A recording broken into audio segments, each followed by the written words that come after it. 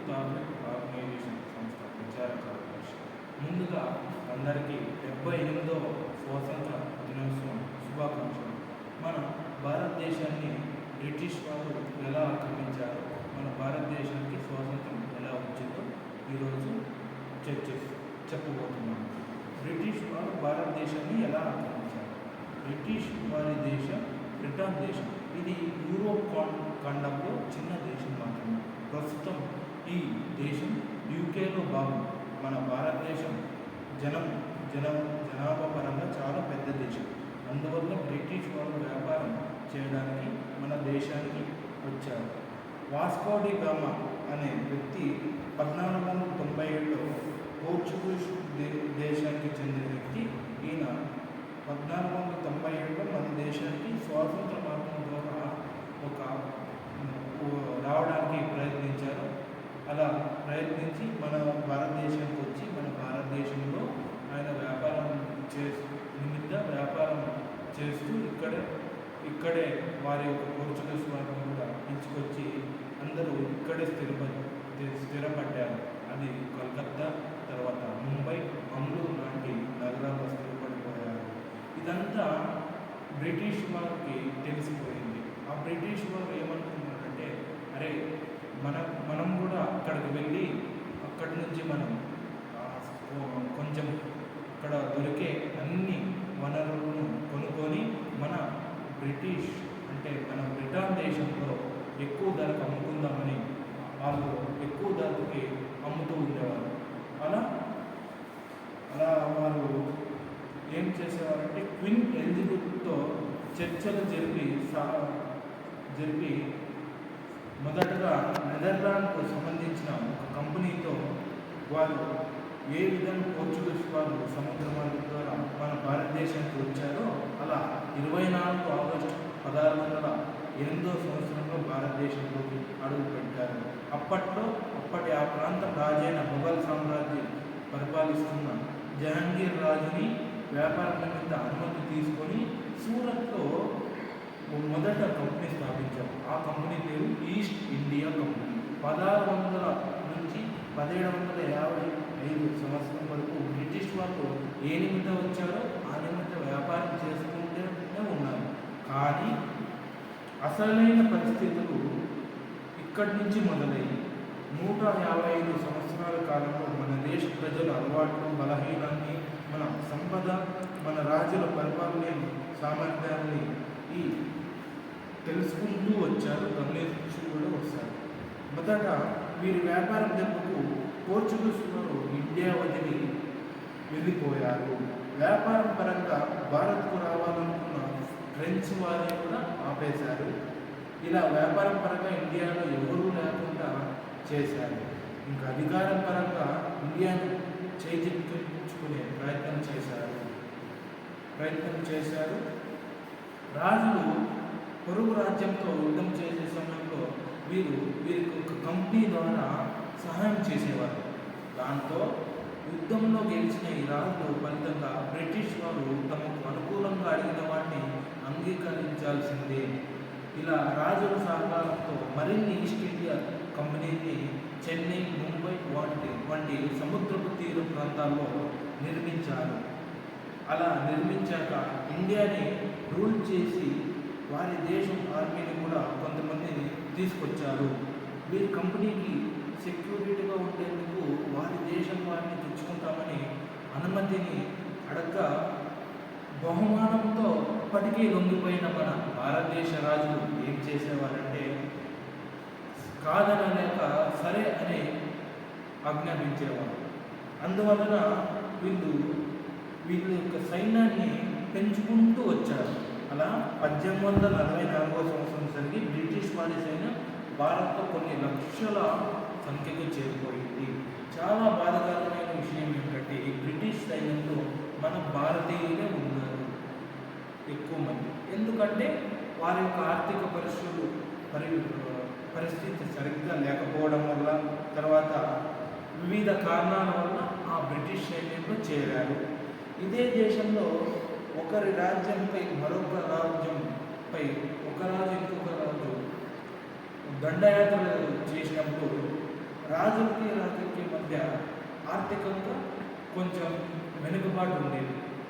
డబ్బు పరంగా కానీ ఆయుధాల పరంగా కానీ, ఆ ఆయుధాల పరంగా కానీ డబ్బు పరంగా కానీ ఈ బ్రిటిష్ ఈస్ట్ ఇండియా కంపెనీ వారు సహాయం చేసేవారు. ఆ విధంగా రాజుల చేత మీరు తర్వాత మేము మీకు సహాయం చేసాం కదా, మీరు మేము అడిగినవన్నీ చేసి పెట్టండి అని రాజుల్ని వీరు కూడా అడిగేవారు. 1750 నుంచి ఏకంగా రాజులపై యుద్ధాలు ప్రకటిస్తూ వచ్చారు. ఎందుకు యుద్ధాలు ప్రకటించారంటే 1750 నుంచి రాజులతో సానుకూలతగా వ్యవహరించారు. రాజుల యొక్క బలహీనతల్ని, ప్రజల యొక్క బలహీనతల్ని తెలుసుకున్నారు. అప్పుడు మొదటి యుద్ధాన్ని బెంగాల్ నుంచి మొదలుపెట్టారు. ఇది 1757లో అప్పటి రాజైన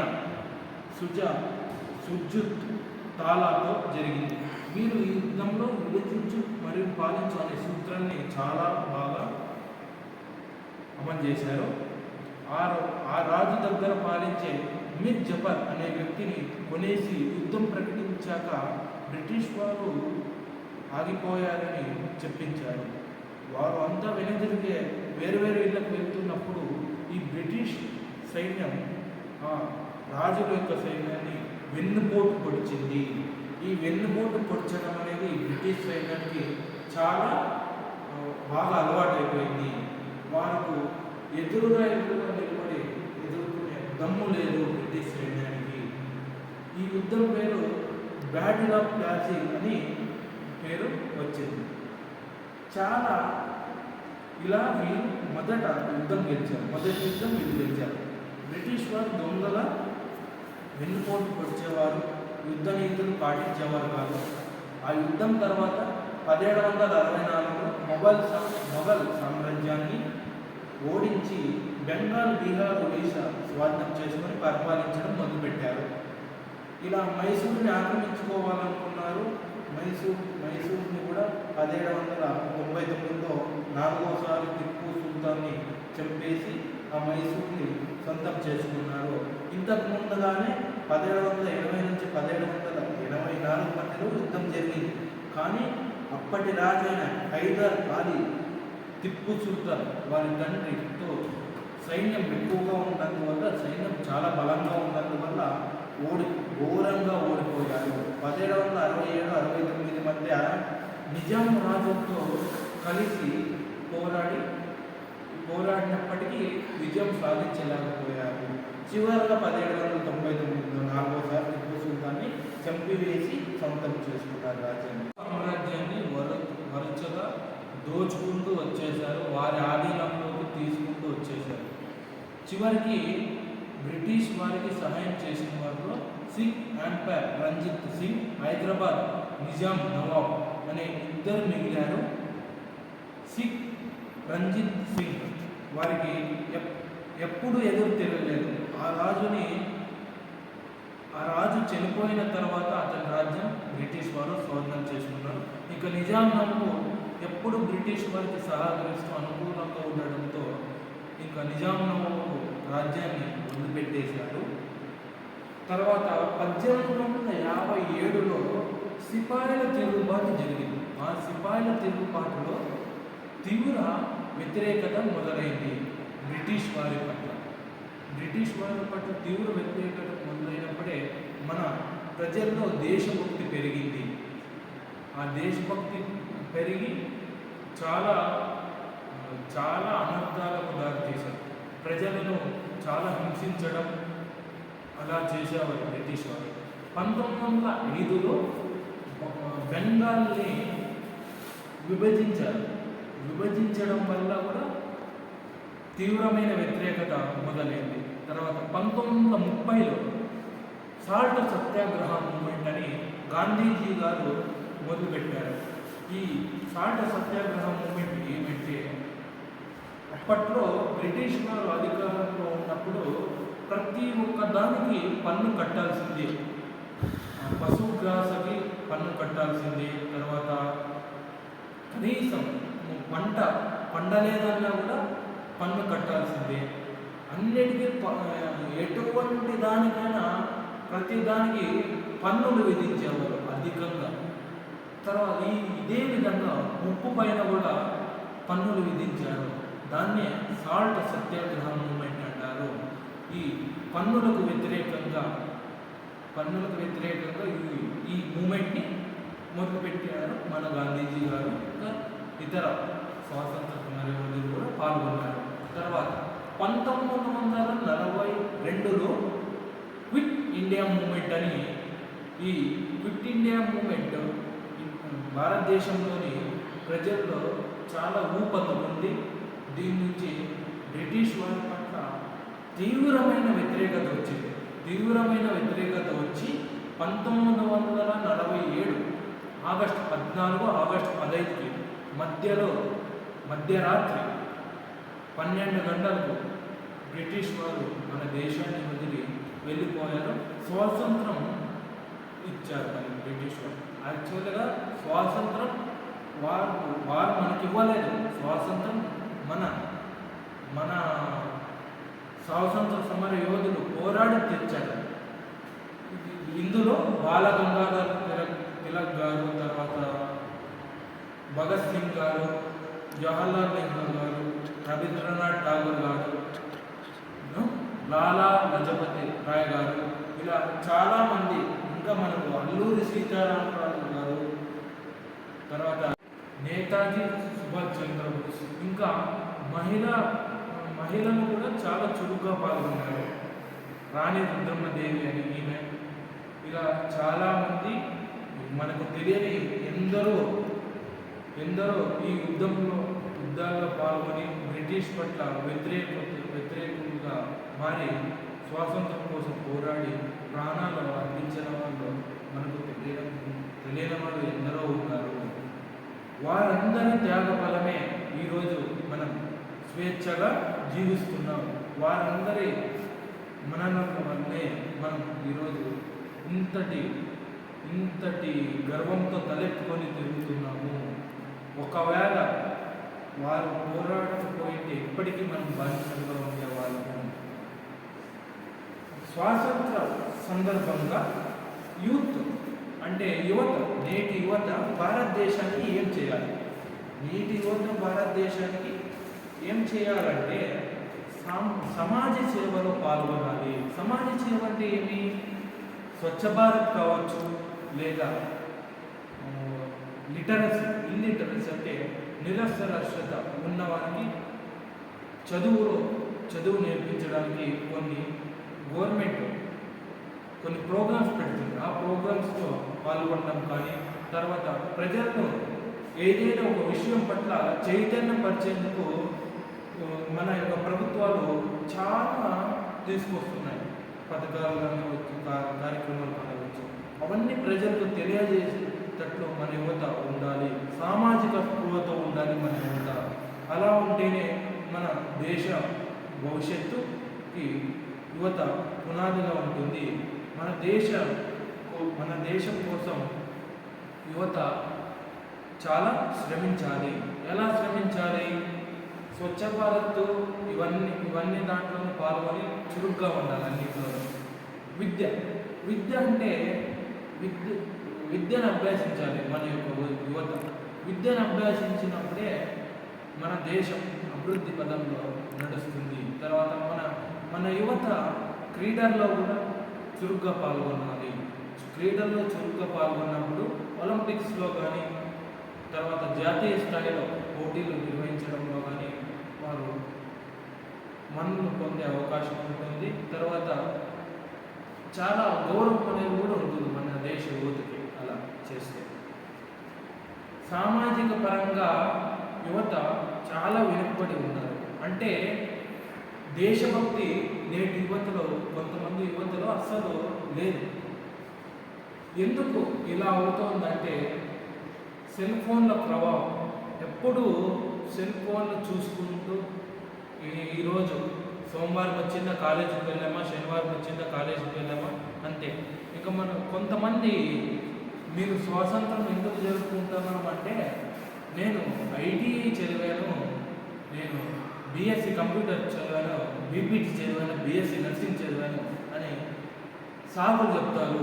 అందుకే నాకు స్వాతంత్రం ఎలా వచ్చిందో తెలుసు అంటారు. కానీ అదే విద్యార్థి 10వ తరగతి వరకు సాంఘిక శాస్త్రం చదివింటాడు. కానీ ఇలా చెప్తే చాలా విడ్డూరంగా ఉంది. యువత అంటే అందరూ ఇలా ఉండడం లేదు. 30-40% మంది యువత ఇలానే ఉన్నారు. ఇది చాలా బాధాకరమైనటువంటి విషయం. సమాజం అంటే ఒక వ్యక్తులు సమూహమును, మనుషుల సమూహమును, సంఘాల సమూహమును ఒకప్పుడు నిజము. కానీ ఇప్పుడు అలా అనిపించడం లేదు. కారణం ఏమంటే సమాజం అంటే యువకులే సమాజం, మేము నిర్మాతలం, మేమే భవిష్యత్తు అనే భావన పూర్తిగా ఏర్పడిపోయి యువత తన యొక్క ప్రవర్తనను తాను తెచ్చుకోవాల్సిన మార్పును ఏమిటనేది మర్చిపోయి ఒక రకంగా చెప్పాలంటే సమాజాన్ని ఏ దారికి తీసుకువెళ్తున్నారో, ఏ తీరుకు తీసుకువెళ్తున్నారో అర్థం కాని పరిస్థితులు నేను కనబడుతున్నాయి. ఒకప్పుడు పెద్దలు ఏం చెప్పినా దాని గురించి ఆలోచించడం, దాంట్లో ఉన్నటువంటి మంచిని గ్రహించడం చేసేవారు. ఆ గ్రహించినటువంటి మంచిని ఆచరించే ప్రయత్నం చేసేవారు. బోధనా పద్ధతులు మారాయి. దూరదర్శన్ ద్వారా బోధనలు జరుగుతున్నాయి. నైతిక విలువలు పూర్తిగా దెబ్బతిన్నాయి. నేటి యువత ఎవరు చెప్పినా వినడం లేదు. ఇలా విని ఇలా వదిలేస్తున్నారు. ఎవరన్నా నైతిక విలువలు చెప్పాలని వస్తే చెప్పిన తర్వాత బాగా వింటారు. తర్వాత ఆ నైతిక విలువలు చెప్పినటువంటి వారినే వెక్కిల్లో నవ్వుతూ చాలా వారిపైన చాలా అధ్వానంగా కామెంట్ చేసుకుంటూ బ్రతుకుతున్నారు. ఇది అంతా ఎందుకు వస్తుందంటే సినిమాల ప్రభావం వల్ల వస్తుంది. ఈ సినిమాలు మనం ఇన్స్పిరేషన్ చేసేట్టు చూసుకోవాలి, కానీ మనల్ని డిగ్రేడ్ చేసే సినిమాలు ఇన్స్పిరేషన్గా తీసుకోకూడదు. సినిమా జీవితం వేరు, నిజం జీవితం వేరు అనేది మన యువతకి చాలా మందికి తెలియట్లేదు. ఒక స్టేజ్ వచ్చిన తర్వాత ఎందుకు ఇలా చేశానని బాధపడటం కన్నా ముందే మనం దేశం పట్ల గర్వంతో, దేశభక్తితో ఉంటూ సామాజిక సేవ చేసుకుంటూ మనకు తెలిసిన ఎన్ఎస్ఎస్ యూనిట్ కానీ సంస్థల్లో కానీ చాలా బాగా ఉంటూ చురుగ్గా పాల్గొంటే మనకంటూ ఒక స్థానం ఉంటుంది. సమాజం ఎలా ఉందో తెలుస్తుంది, సమాజంలో ఎలా ప్రవర్తించాలో తెలుస్తుంది, ఎక్కడ ఎలా ఉండాలో తెలుస్తుంది. అవన్నీ అలవాటు అవుతాయి. అందుకనే సామాజిక మాధ్యమాల్లో మీరు టైం వృధా చేయడం బదులు ఏదైనా మీరు సాంఘిక గ్రూపుల్లో కానివ్వండి, లేదా ఎన్ఎస్ఎస్ యూనిట్ గ్రూపుల్లో కానివ్వండి, అలాంటి గ్రూపుల్లో జాయిన్ అయ్యి మీరు ఒక కవిగాను లేదా వ్యాస రచయితగాను నేటి పరిస్థితులు ఎలా ఉన్నాయి, నాటి పరిస్థితులు ఎలా ఉన్నాయి, అలాంటి వాటిపైన మీకు నచ్చినటువంటి టాపిక్ని తీసుకొని దానిపైన రచన రాసి మీరు మీకంటూ ఒక గుర్తింపు తెచ్చుకోవాలి. మీరు ప్రశ్నించే తత్వాన్ని అలవరించుకోవాలి.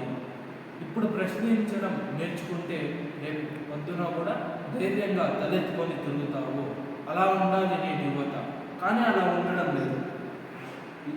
ఈ పరిస్థితుల్లో ఎవరు వింతపోకడాలకు పోతారో, ఎవరైతే మార్గానికి అపమార్గాన్ని చూపిస్తారో, ఎవరైతే నడవలసిన దారిలో నడవకుండా మరో దారిని చూపిస్తారో, అడ్డదారి చూపిస్తారో వాడికి విలువ పెరిగిపోయింది. అంటే నైతిక విలువను చెప్పేవాడు పిచ్చోడు, కానీ అడ్డదారులు అడ్డమైన పనులు చేసేవాడు ఉంటాడు కదా, వాడు వీనికి ఇన్స్పిరేషన్. నైతిక విలువని చెప్పేవాడు పిచ్చోడు. అలాంటి ధోరణిలో నేటి యువత ఉంది.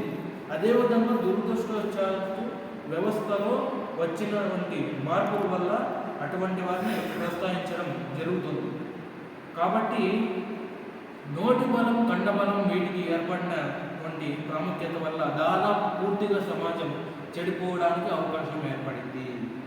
సినిమాలో వాడు హీరో కొడతాడు 5 మందిని 6 మందిని ఒకేసారి, కానీ రియల్ లైఫ్లో అలా కాదు కదా. ఆ సినిమాని ఇన్స్పిరేషన్గా తీసుకొని నోటి బలం కండబలంతో విర్రవీగుతూ నోటికొచ్చిన కూతలు కూస్తూ సమాజంలో యువతకు ఉన్న పేరుకి మంటగలుగుతున్నారు. ఈరోజు కూడా వ్యవస్థ మీద సంఘం మీద బాధ్యత కలిగినటువంటి వ్యక్తులు ఎందరో ఉన్నారు. సంఘంలో జరుగుతున్నటువంటి ఈ విపరీతమైన ధోరణిని చూసి బాధపడుతూ తిరిగి సమాజాన్ని సరైన మార్గంలో నడిపించాలని, పెద్దలు చెప్పిన మార్గంలో తీసుకురావాలని ఆలోచించే వారు కూడా ఉన్నారు. అంతేగాని చెడు వ్యసనాలకు చెడు అలవాట్లకు నిలమని నేను చెప్పడం లేదు. ఎవరో 30 నుంచి 40% యువత అలా ఉంది, 50% యువత ఇలా ఉంది. నా ఉద్దేశం ఏమంటే యువత అంతా బాగుండాలి. యువత అంతా ఒక వ్యక్తిని ఆరాధించకూడదు, ఒక వ్యక్తిని పూజించకూడదు. అభిమానం ఉండాలి, కానీ అభిమానం కూడా ఒక లిమిట్ ఉంటుంది. ఇంతవరకు ఆ అభిమానం మితిమీరిపోతే పిచ్చోడైపోతాడు. ఆ అభిమానం మత్తులో ఏం చేస్తున్నాడో కూడా తెలియదు. అటువంటి పరిస్థితులు నేటి యువత అనుభవిస్తుంది. నేటి యువత ఎవరిని ఆదర్శంగా తీసుకోవాలి? భారత్ దేశానికి చెందిన ఒక వ్యక్తి 1936లో ఒలింపిక్స్లో పాల్గొన్నాడు. జర్మనీ ఒలింపిక్స్లో పాల్గొన్నాడు. అతని పేరు మేజర్ ధ్యాన్ చంద్. అతడు హాకీ బాగా ఆడేవాడు. 16 గోల్స్ కూడా భారత్ సొంతంగా గెలుచుకుంది జపాన్ ఒలింపిక్స్. అప్పుడు జపాన్కి హిట్లర్ రాజుగా ఉండేవాడు. హిట్లర్కి చాలా సందేహాలు వచ్చాయి. అంటే ఆ బ్యాట్లో ఏమన్నా మ్యాజిక్ ఉందా అని సందేహాలు రావడంతో మ్యాచ్ మధ్యలో 7-8 గోళ్ళు అయిపోయినప్పుడు హిట్లర్ ఆ మ్యాచ్ని ఆపి ఆ బ్యాట్ విరగొట్టి చూడమన్నాడు. ఆ బ్యాట్ విరగొట్టి చూసి ఎటువంటి మ్యాజిక్ లేదు. అలా అతడు గ్రౌండ్ మొత్తం ఉంటుంది కదా, గ్రౌండ్ మొత్తం నీళ్ళతో తడిపేస్తాడు. ఎందుకు తడిపేస్తాడంటే చాలా బాగా ఆడుతున్నారు, నీళ్ళతో తడిపితే బాగా ఆడలేరు అనే ఉద్దేశంతో హిట్లర్ ఇలా గ్రౌండ్ను తడిపేయమని చెప్తారు. అప్పుడు గ్రౌండ్ను తడిపేసినప్పుడు మేజర్ ధ్యాన్ చంద్ షూ ఇప్పేసి ఆడతాడనమాట. షూ ఇప్పేసి ఆడినప్పుడు అప్పుడు 16 గోల్స్ వరకు ఆడతాడు. 16 గోల్స్ వరకు ఆడినప్పుడు అతడు ఇండియా గెలుస్తుంది. ఇండియా గెలిచినప్పుడు ఆ రోజు రాత్రి హిట్లర్ ఎవరిని పిలుస్తారు? మేజర్ ధ్యాన్ చంద్ పిలుస్తారు. పిలిచినప్పుడు నువ్వు అంత బాగా ఎలా ఆడగలిగావు, నువ్వు ఏం పని చేస్తావు అని అడిగితే, నేను సిపాయి, భారతదేశం సిపాయి అని చెప్తాను. అంటే ఆఫ్టర్ ఆల్ నువ్వు ఒక భారతదేశం సిపాయివి, ఇంత బాగా ఆడావు, నువ్వు మా దేశానికి వస్తే మా దేశం యొక్క పౌరసత్వం నీకు ఇస్తాము, నీకు ఎంత కావాలో అంత డబ్బు ఇస్తాము, నువ్వు చాలా సుఖంగా బతకవచ్చు అని చెప్తాను. అప్పుడు మేజర్ ధ్యాన్ చంద్ ఏమంటాడంటే, దేశం మనకేమిచ్చిందో ఆలోచించేవాడు నిజమైన భారతీయుడు కాదు, దేశానికి మనమేమిచ్చామో ఆలోచించేవాడు నిజమైన భారతీయుడు అని హిట్లర్తో చెప్తాడు. అంటే దీన్ని బట్టి అర్థమవుతుంది ఏమంటే, కొందరు యువతులు అనవసరంగా దేశాన్ని నిందిస్తూ ఉంటారు. అంటే ఇక్కడ మనం అర్థం చేసుకోవాల్సింది ఏమంటే, మనం దేశానికి ఏం చేయాలి అని ఆలోచించాలి. మనం దేశం నుంచి ఏమి ఆశించకూడదు. మనం దేశం కోసం మనం ఉండాలి.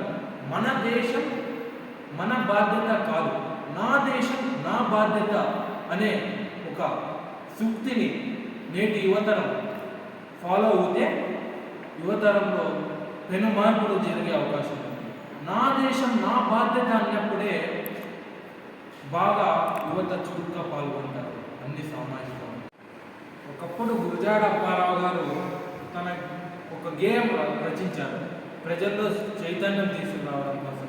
ఎందుకోసం అంటే స్వాతంత్రం స్వాతంత్రం కోసం ఆ గేయం వచ్చేసి దేశం అంటే మట్టి కాదోయ్, దేశం అంటే మనుషులోయ్. అంటే దేశం అంటే మనుషులు అంటే మనమే భరతమాత ముద్దు బిడ్డలం. అటువంటప్పుడు ఈ భరతమాత ముద్దు బిడ్డలు ఎలా ఉండాలి? సంస్కారం సభ్యతతో స్త్రీలకు గౌరవించుకుంటూ స్త్రీల పట్ల అసభ్యంగా ప్రవర్తించకుండా ఉండాలి. ఒకప్పుడు చాలా సభ్యంగా ఉండేవాడు. కానీ ఈ భారతదేశంలో ఎప్పుడైతే ఇంటర్నెట్ పెరిగిపోయిందో అప్పటి నుంచి యువత ఇంటర్నెట్కు బానిసగా మారుతూ వస్తుంది. ఇంటర్నెట్లో నీలి చిత్రాలు కానివ్వండి, పనికిరాని సినిమాలు కానీ చూసి దానికి ఆకర్షితులై యువత మత్తుకు బానిసై, డ్రగ్స్కు బానిసై, ఆల్కహాల్కి బానిసై, మహిళల పట్ల అసభ్యంగా ప్రవర్తిస్తూ మహిళల్ని కించపరుస్తూ మాట్లాడుతూ మహిళలు ఏమన్నా మాట్లాడితే ఒంటరిగా వెళ్ళి వారిపైన అత్యాచారాలు చేయడం ఎక్కువ అవుతున్నాయి.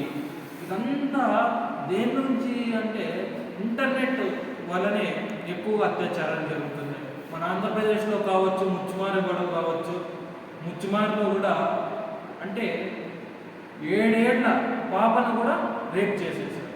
ఎవరు రేప్ చేశారు? అది 6, 7, 10వ తరగతి పిల్లలు. దీనంతటికీ ఎవరు కారణం? ఇంటర్నెట్ కారణం. అంటే తల్లిదండ్రులు కూడా గమనిస్తూ ఉండాలి. ఒకప్పుడు సెల్స్ లేవు, ఏంటి లేవు కాబట్టి తల్లిదండ్రులు గమనించకపోయినా పిల్లలు సభ్యంగా ఉంటుండ్రు, ఎవరు చెప్పేవారు ఉండరు, ఏం చూసేవారు ఉండరు. ఇప్పుడు ఇన్స్టాగ్రామ్లో కూడా అడల్ట్ కాంటెంట్ వస్తుంది, 18+ కాంటెంట్ వస్తుంది. ఆ 18+ కాంటెంట్ ఇన్స్టాగ్రామ్లో, ఫేస్బుక్లో రావడం వల్ల 15-14 సంవత్సరాల్లోనే పిల్లలు చాలా పెద్దవారు అయిపోతున్నారు. అంటే 14-15 సంవత్సరాల్లో ఆలోచించవలసిన తత్వం ఇప్పుడు లేదు. అంటే ఎప్పుడో 25 ఏళ్ళు, 26 ఏళ్ళు వాడుకి ఆకర్షితం ఎక్కువ అయిపోతుంది, వ్యామోహం పెరిగిపోతుంది. ఆ వ్యామోహాల నుండి 14-15 సంవత్సరాలకు వచ్చేస్తుంది. దీనంతటికీ కారణం ఇంటర్నెట్. తల్లిదండ్రులు కూడా పిల్లలపై ఒక కన్నేసి ఉంచాలి, వాళ్ళని చాలా బాగా చూసుకోవాలి. ఎప్పటికప్పుడు పిల్లల పట్ల చాలా జాగ్రత్తగా ఉండాలి. ఏమి చేస్తున్నాడు, ఎక్కడ పోతున్నాడో మనం గమనించాలి. ఒకప్పుడు ఉండేది, పిల్లలు చాలా బాగా ఉండేవారు, ఇప్పుడు చెడిపోతున్నారు. అంటే అందరూ అనడం లేదు, ఒక 40%, 50% పిల్లలు అలానే చెడిపోతున్నారు. అసలు దేశభక్తి అంటే వాట్సాప్లో స్టేటస్ పెట్టడం, ఫేస్బుక్లో స్టేటస్ పెట్టడం అయిపోయింది, ఏముంది అని అనుకోవడం కాదు. మనకంటూ ఒక ప్రత్యేక హక్కులు ఇచ్చారు రాజ్యాంగం ద్వారా. డాక్టర్ బిఆర్ అంబేద్కర్ గారు, ఇంకా కొంతమంది ముసాయిదా కమిటీలో ఉన్నటువంటి చాలా బాగా రచించారు మన రాజ్యాంగాన్ని. ఆ రాజ్యాంగంలో ఉన్నటువంటి వాటిని మనం పాటించాలి. ఆ రాజ్యాంగంలో ఉన్నటువంటి వాటిని పాటించినప్పుడే ఆ రాజ్యాంగం ఉపయోగపడుతుంది. ఆ రాజ్యాంగంని మార్చడం కాదు, ఆ రాజ్యాంగం పట్ల నువ్వు విలువలతో కూడినటువంటి నైతికత్వాన్ని పెంపొందించుకోవాలి. కానీ రాజ్యాంగంలో మార్పులు చేస్తే మనుషుల్లో మార్పు రాదు. మనిషి రాజ్యాంగానికి విలువ ఇచ్చినప్పుడే రాజ్యాంగం నుంచి ఉపయోగం వస్తుంది. కానీ నేటి యువతరం న్యూస్ పేపర్లు, ఆర్టికల్స్ చదవడం లేదు. న్యూస్ పేపర్ ఆర్టికల్స్లో వచ్చేటువంటి సినిమాలు వాటి గురించి ఆలోచిస్తున్నారు. కానీ న్యూస్ మన భారతదేశం పట్ల ఈ చరిత్ర ఏం చెప్తోంది, అప్పుడు ఎలా ఉన్నా మన భారతదేశం ఇప్పుడు ఎలా ఉంది, మన భారతదేశం ఎలా అభివృద్ధి చెందుతుంది, మన భారతదేశం ఇంకా మెరుగ్గా ఉండాలంటే, చురుగ్గా ఉండాలంటే, మన భారతదేశం అన్ని రంగాల్లోనూ బాగా ఉండాలంటే ఏం చేయాలి అని ఆలోచించే స్థాయి నేటి యువతకు లేదు. మొత్తం యువత అని చెప్పట్లేదు, కొంతమంది యువత, 50% యువత అలానే ఉంది. ఈ ప్రస్తుతమైన ధోరణి, ఈ ప్రస్తుతమైన పరిస్థితి మారినప్పుడే మన యువత బాగా ఉంటుంది, మన యువత మన దేశ అభివృద్ధికి సహాయపడగలుగుతుంది. మన దేశ అభివృద్ధిలో భాగం పంచుకోవాలంటే యువత రాజకీయాల్లో కూడా రావాలి. రాజకీయాల్లో కూడా మన యువత పాల్గొన్నప్పుడే మన దేశ అభివృద్ధికి ఒక మొదటి అడుగు, ఒక శుభసూచకంగా భావించవచ్చు. తర్వాత మన యువత ఎవ్వరికి పిచ్చిగా, దయచేసి పిచ్చిగా ఉండకండి, ఎవరికి పిచ్చిగా ఫ్యాన్గా మారిపోవద్దండి. ఒకడేమో సినిమా ఫెయిల్ అయిందని, అదేదో ప్రభాస్ సినిమాలో లేకపోతే ఎన్టీఆర్ సినిమాలో ఏదో తెలియదు, న్యూస్లో విన్నాను, సినిమా అటర్ ఫ్లాప్ అయిందని వాడు చేయకోసమని చెప్పాడు. హైదరాబాద్లో సినిమా రివ్యూ ఇస్తారు కదా, సినిమా ఎలా ఉందని సినిమా రివ్యూ చెప్పిండే దానికి ఆ ఫ్యాన్ వచ్చి ఘోరంగా కొట్టాడు ఒకటి. ఎవరిని? సినిమా రివ్యూ చెప్పినాడు. అతడేమో చదువుకుంటాడు, అభిమానేమో చదువుకుంటాడు.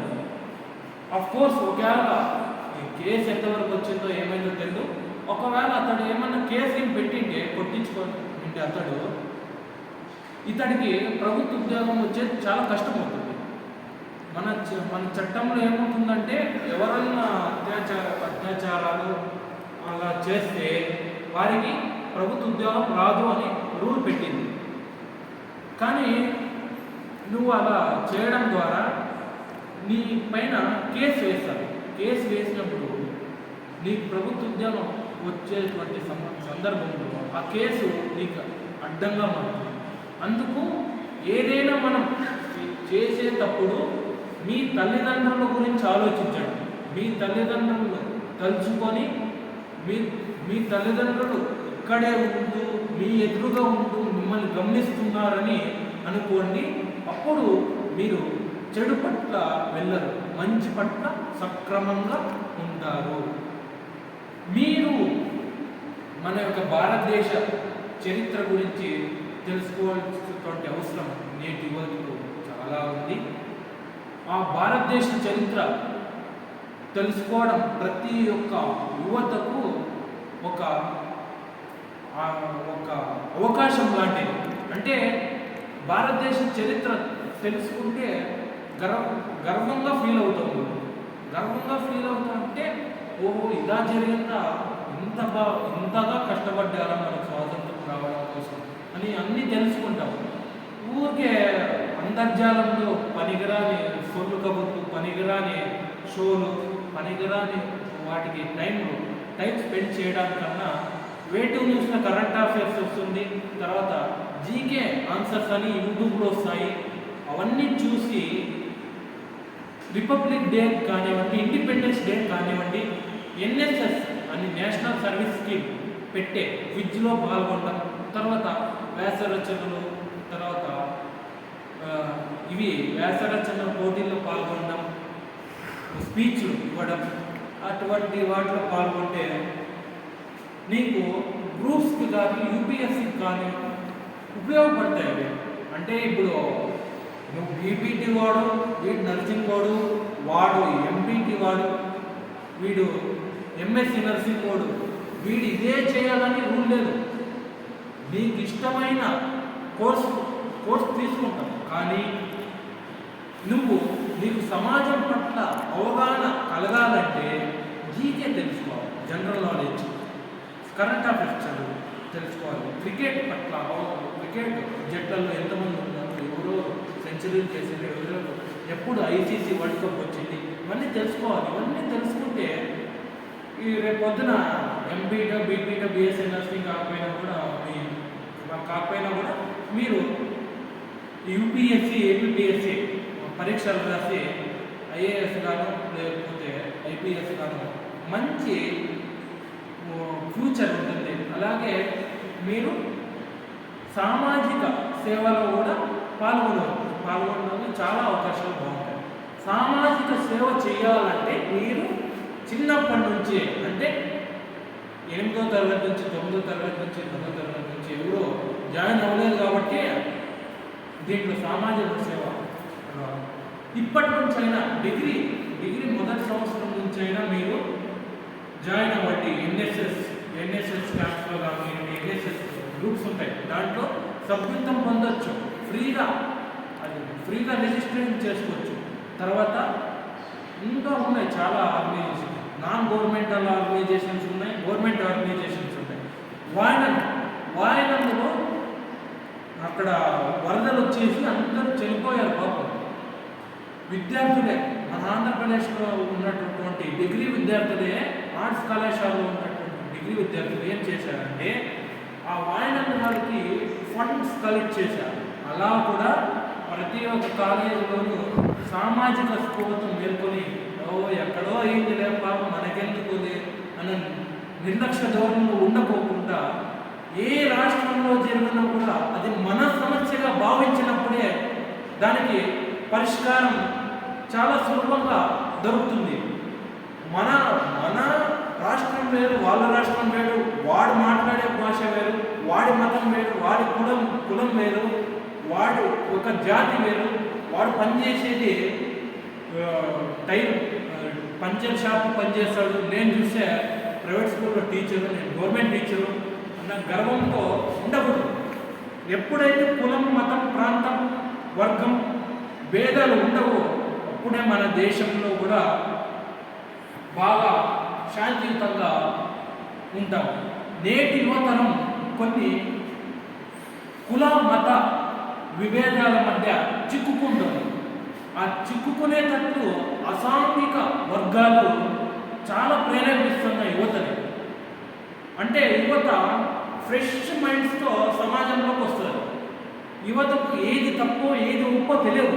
అలాంటి యువతను టార్గెట్ చేస్తూ మత ఘర్షణలకు ప్రేరేపిస్తున్నాయి కొన్ని మతాలు. అలా చేయకోకున్నట్ల అలా కుల వివక్షతకు అలా మత వివక్షతకు మధ్య మీరు వెళ్ళేటప్పుడు ఒక్కొక్కసారి ఆలోచించాలి. ఈ మత ఘర్షణల వల్ల, కుల ఘర్షణల వల్ల ఏమన్నా మనకు ఉపయోగం ఉందంటే ఏం లేదు, కొట్టుకొని చావడం తప్ప. అదే రేపటి తరం కోసం నువ్వు ఆలోచించాలి. రేపటి తరం కోసం ఆలోచించాలంటే ఎలా? నీకు అన్ని వనరులు సమృద్ధిగా దొరుకుతున్నాయి. సమృద్ధిగా దొరికినప్పుడు నువ్వు ఎలా ఉపయోగించుకోవాలి? చాలా బాగా ఉపయోగించుకోవాలి. చాలా బాగా అంటే ఎలా? వృధా చేయకోకున్నట్ల. ఒక వీధిలో ఒక కొళాయిలో నీళ్లు పోతా ఉంటాయి. ఒక కొళాయిలో నీళ్లు పోతా అంటే అది ఎవడో వాడకపోయినా ఎవడో చూసుకుంటాంటే అని వదిలేయచ్చు. అట్లా వదిలేయకూడదు. అది నీ సమస్యగా భావించాలి. నీ సమస్యగా భావించి ప్రభుత్వం దృష్టికి తీసుకువెళ్ళాలి. అర్జీ రకంగా కానివ్వండి, లెటర్ రకంగా కానివ్వండి. మీరు అప్పుడు చిన్నప్పటి నుంచే ఇలా స్పందించడం నేర్చుకుంటే పెద్దయ్యాక కూడా స్పందించే తత్వం మెరుగుపడుతుంది అని నా యొక్క ఉద్దేశం. ఇలా యువత అసాంఘిక శక్తులకు దూరంగా ఉంటూ, మత ఘర్షణలకు అన్నిటికీ దూరంగా ఉంటూ, అభిమాన పిచ్చికి దూరంగా ఉంటే మన దేశం బాగుపడుతుంది. జై హింద్.